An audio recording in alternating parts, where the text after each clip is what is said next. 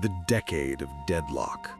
For 10 long years, the Greeks and the Trojans had bled into the sand.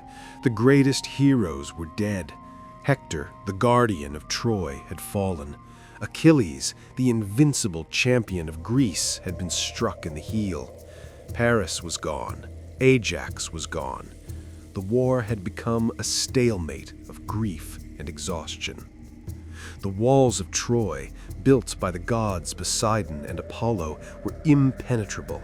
No battering ram could break them. No army could scale them. The Greeks were tired. They wanted to go home. Agamemnon, the high king, was ready to admit defeat. But Odysseus, the king of Ithaca and the most cunning of all men, stared at the walls and realized a fundamental truth. If we cannot break the walls with force, we must open the gates with a trick. The gift of Athena. Odysseus conceived a plan so audacious it sounded like madness. They would build a massive wooden horse, hollow on the inside. He called upon Epeus, a master carpenter and a terrible soldier, to construct it. For 3 days, axes felled the pine trees of Mount Ida.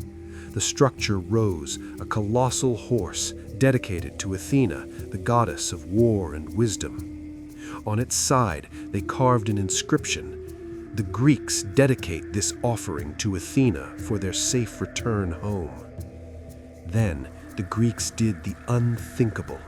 They burned their camps. They boarded their ships and sailed away, hiding behind the nearby island of Tenedos. The beach, once filled with the clamor of war, was suddenly silent. All that remained was the giant wooden beast standing alone in the sand. The spy who stayed behind. When the Trojans opened their gates the next morning, they saw a miracle. The enemy was gone. They cheered, weeping with relief. But as they gathered around the horse, they found one Greek soldier left behind. His name was Sinon.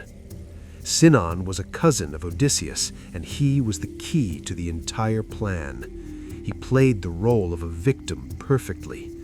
He told the Trojans, crying and trembling, that the Greeks had planned to sacrifice him to the winds for a safe journey home, just as they had sacrificed Iphigenia years ago. He claimed he had escaped at the last moment. "And the horse?" the Trojans asked.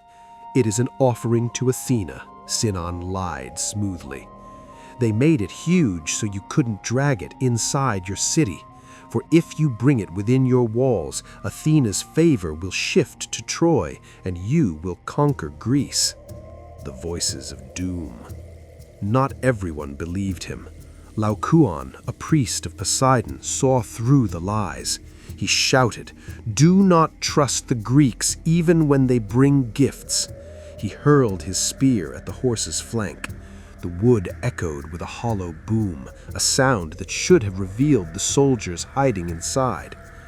But the gods were against Troy. At that moment, 2 monstrous sea serpents rose from the waves. They slithered up the beach and crushed Laocoon and his 2 sons to death.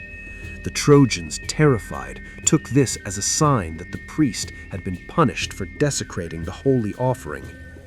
Cassandra, the princess cursed to see the future but never be believed, also screamed that the horse was full of death.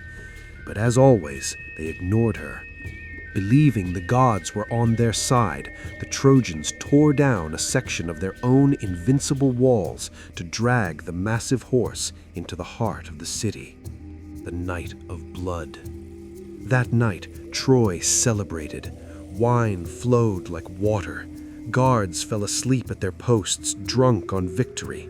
The city was silent, save for the snoring of exhausted men. In the dead of night, Sinon lit a beacon lamp to signal the Greek fleet waiting at Tenedos. Inside the horse, Odysseus and his elite team heard the signal. Quietly, they unlocked the trap door. One by one, they descended on ropes like spiders. They didn't storm the city. They simply walked to the main gates. They killed the sleeping sentries and threw the gates wide open. The Greek army, which had silently returned under the cover of darkness, poured into the sleeping city like a flood of iron. The fall of history. It was not a battle, it was a butchery. The Trojans woke up to flames and swords. King Priam was slaughtered on his own altar. The women were enslaved. The babies were thrown from the walls.